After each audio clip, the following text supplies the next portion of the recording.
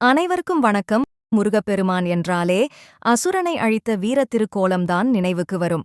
அப்படிப்பட்ட முருகப்பெருமான் அறுபடை வீடுகளிலும் அருள்பவன். அந்த அறுபடை வீடுகளில் 5 படை வீடுகளில் சூரசம்ஹார பெருவிழா நடைபெறும். அதிலும் ஒரு படை வீட்டில் ஓர் ஆண்டில் 3 முறை சூரசம்ஹார வைபவம் நடைபெறும் என்னும் தகவல் பலருக்கும் வியப்பைத் தருவது. அந்த தலம் எது தெரியுமா? அதுதான் மதுரையில் அமைந்திருக்கும் திருப்பரங்குன்றம். ஐப்பசி மாத கந்த சஷ்டி விழா, தை மாத தெப்பத் திருவிழா, பங்குனி மாதப் பெருவிழா என 3 உற்சவ காலங்களிலும் இங்கு சூரசம்ஹாரப் பெருவிழா நடைபெறுவது வழக்கம். மேலும் இத்தல முருகப்பெருமானுக்கு ஆடு, மயில், யானை, சேவல் என 4 வாகனங்கள் அமைந்திருப்பதும் சிறப்பு. முருகன் அசுரர்களை எதிர்த்து 3 இடங்களில் போர் புரிந்தார். கடலில் போர் புரிந்த தலம் திருச்செந்தூர், நிலத்தில் போர் புரிந்த இடம் திருப்பரங்குன்றம், விண்ணில் போர் புரிந்த தலம் திருப்போரூர்.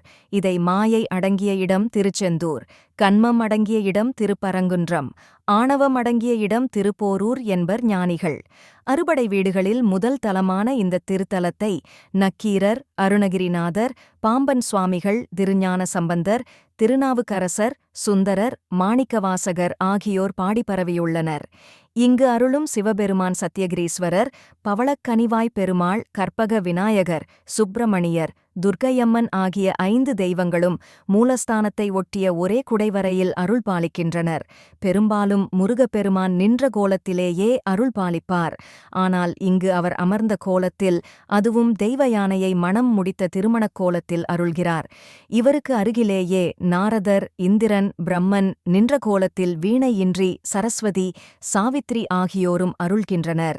சூரிய சந்திரர்களும் கந்தவர்களும் திருமணக் கோலத்தை தரிசிக்கும் விதமாக மேலே இருந்து காண்பதைப் போல அமைக்கப்பட்டிருக்கிறது. தருமியின் பாடல் பிழைக்காக சிவபெருமானையே எதிர்த்துப் பேச நேர்ந்த அபராதம், நீங்க நக்கீரன் இத்தலத்தில் வந்து சிவ பூஜை செய்து வந்தார். ஒரு நாள் அவர் பூஜை செய்து கொண்டிருக்கும்போது ஓர் அற்புத காட்சியைக் கண்டார். மரத்திலிருந்து நீரில் விழுந்த இலை ஒன்று பாதி மீனாகவும் பாதி பறவையாகவும் மாறியது. மீன் நீருக்குள் இழுக்க, பறவை தரைக்கு இழுத்தது. இந்த மாயக் காட்சியைக் கண்டதில் நக்கீரரின் சிவபூஜை கெட்டது. சிவ அபராதம் புரிந்ததாகச் சொல்லி பூதம் ஒன்று அவரை பிடித்து சிறையில் அடைத்தது. அதுவரை 999 பேரை அடித்திருந்த பூதம் 1000 நபர்கள் ஆனதும் அவர்களைக் கொன்று தின்றுவிடுவதாகச் சொல்லிக் கொண்டிருந்தது. நக்கீரர் 1000வது நபராக சிறைப்பட்டதும் சிவ அபராதம் செய்து பிடிபட்ட மற்றவர்களும் கதறி அழுதனர். அப்போது நக்கீரர் முருகப்பெருமானை நினைத்து திருமுருகாற்றுப்படை பாடினார்.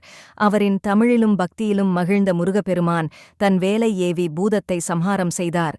நக்கீரர் உட்பட 1000 பேரையும் விடுவித்தார். நக்கீரர் பூதம் தன்னை தீண்டிய பாவம் நீங்க கங்கையில் நீராட வேண்டும் என்று சொன்னார். அதைக் கேட்ட முருகப்பெருமான் தன் வேலினை ஒரு பாறையின் மீது எறிந்து கங்கை நதியை பொங்கச் செய்தார். அந்த தீர்த்தம் காசி தீர்த்தம் என்று இன்றளவும் இருந்து வருகிறது. இந்த காசி தீர்த்தம் திருப்பரங்குன்றம் மலை மீது உள்ளது. அதற்கு அருகிலே மேற்கு நோக்கிய சந்நிதியில் காசி விஸ்வநாதர், விசாலாட்சி மற்றும் சுப்பிரமணியர் சந்நிதிகள் அமைந்துள்ளன.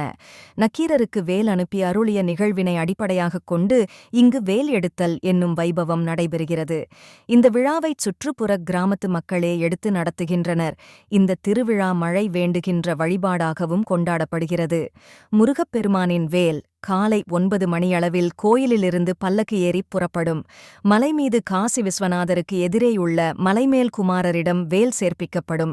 பூஜைகளானதும் கிராம மக்கள் சார்பில் அன்னதானம் நடைபெறும். மாலையில் மலையிருந்து பல்லக்கில் புறப்படும் வேல் அடிவாரத்தில் எழுந்தருளியுள்ள சுப்பிரமணியர் சந்நிதியை வந்தடையும்.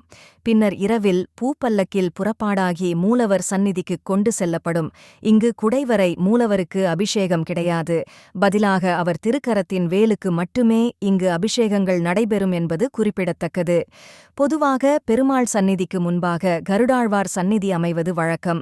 ஆனால் இத்தலத்தில் பெருமாளுக்கு எதிராக சிவபெருமான் இருப்பதால் அங்கு கருடாழ்வார் சந்நிதி அமையவில்லை.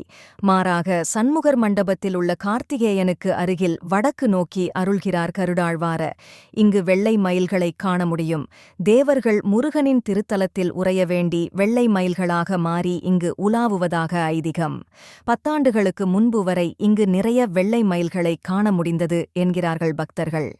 சிவபெருமான் பார்வதி தேவிக்கு பிரணவப் பொருளை உபதேசம் செய்தார். அப்பொழுது தேவியின் மடியில் குழந்தையாக இருந்த முருகப்பெருமான் அதை கேட்டு உணர்ந்தார். பின்பு குருவின் மூலம் கற்க வேண்டியதை இப்படி கேட்டது பாவம் என்று நினைத்த முருகப்பெருமான் இத்தலத்துக்கு வந்து சிவபெருமானை நினைத்து வழிபாடு செய்தாராம். சிவபெருமானும் முருகப்பெருமானுக்கு காட்சி கொடுத்த தலம் இது. முருகனுக்கு காட்சி கொடுத்த சிவபெருமான் ஆதி சொக்கநாதராக சுப்பிரமணியர் ஆலயத்துக்கு எதிரிலேயே கோயில் கொண்டருள்கிறார். திருப்பரங்குன்றம் வருகிறவர்கள் முதலில் ஆதி சொக்கநாதரை வழிபட்ட பின்புதான் முருகனை வழிபட வேண்டும் என்பது ஐதீகம். இங்கு நடைபெறும் பங்குனி திருக்கல்யாண உற்சவத்துக்கு சுந்தரேஸ்வரரும் மீனாட்சி அம்மையும் எழுந்தருள்வது வழக்கம். திருப்பரங்குன்றம் வந்து முருகப்பெருமானை வணங்கும் பக்தர்களுக்கு வாழ்வில் நல்ல திருப்பம் வரும் என்பது நம்பிக்கை. துன்பங்கள் நீங்கும். திருமணக் கோலத்தில் அருளும் தலம் என்பதால் இங்கு வந்து வேண்டிக் கொண்டால் திருமண வரம் விரைவில் கைகூடும் என்பது நம்பிக்கை. இந்த வீடியோ உங்களுக்கு பிடித்திருந்தால் லைக் செய்யவும், கமெண்ட் செய்யவும் மற்றும் உங்கள் நண்பர் மற்றும் உறவினர்களுடன் பகிர்ந்து கொள்ளவும். மேலும் இதுபோன்ற சுவாரஸ்யமான தகவல்களை அறிய எனது யூடியூப் சேனலை சப்ஸ்கிரைப் செய்யுங்கள். நன்றி.